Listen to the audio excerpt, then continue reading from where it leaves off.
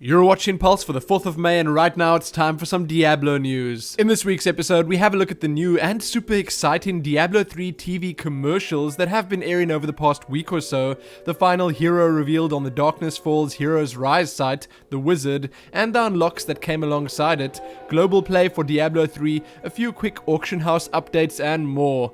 Let's get straight to the news. First up, with the Diablo 3 beta now over, we kind of need something to keep us all busy until the launch of the game. So that said, this next piece of news and the videos that come with it will definitely help us all out with that.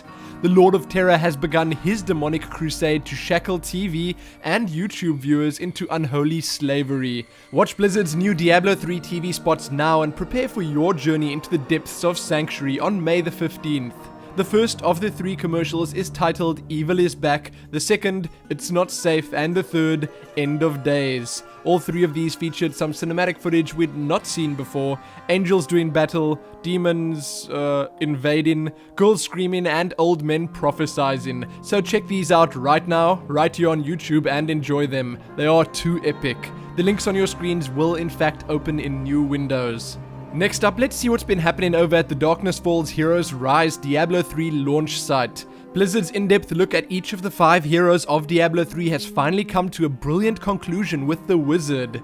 Venture onto the Gathering of Heroes page on the Diablo 3 launch site to read the Wizard's lore, watch a new class video, learn about their skills, resources, armor, and weapons, and even read an exclusive short story titled Firefly, which is actually super cool, I must add. And after reading it and seeing the Wizard's video, I'm strongly considering creating a Wizard as my first class.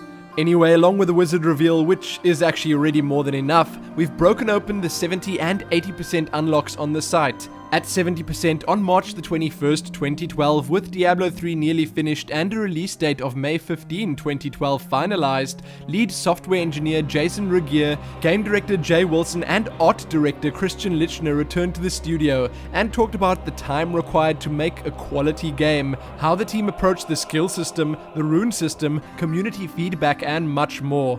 At 80%, Blizzard's Diablo 3 Dev Diary video series concludes as the same 3 guys discuss Inferno difficulty, monster affixes, achievements, release expectations, PvP, and more in this exciting and final Dev Diary interview.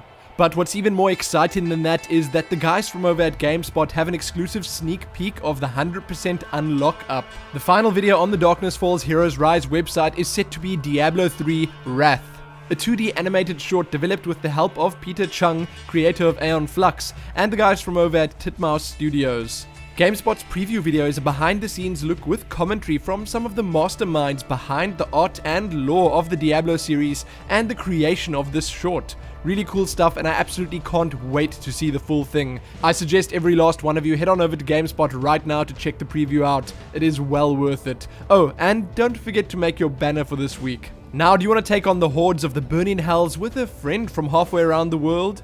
In Diablo 3, you'll be able to play on game servers in regions outside your own, with a few restrictions, of course, using Battle.net's new global play functionality. Sounds good to me. Here's how it works. Diablo 3's global game servers are grouped into 3 distinct game regions. The Americas, for players in the US, Canada, Latin America, Australia, New Zealand, and Southeast Asia.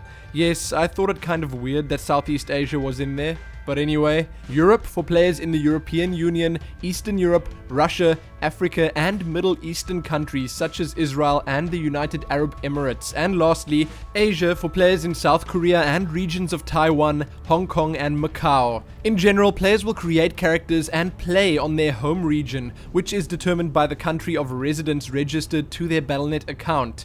Global Play gives said players the ability to switch to any of the other game regions via the in-game options menu, either before or after they log into the game. Note that characters, items, and friend lists do not transfer across regions. Playing on a different region server means you'll be creating new characters and friend lists for that region, and you'll also be accessing that region's gold-based auction house. In addition, players will only have access to the real money auction house when playing on their home game region. Simple enough, and in my honest opinion, we couldn't really ask for more than that.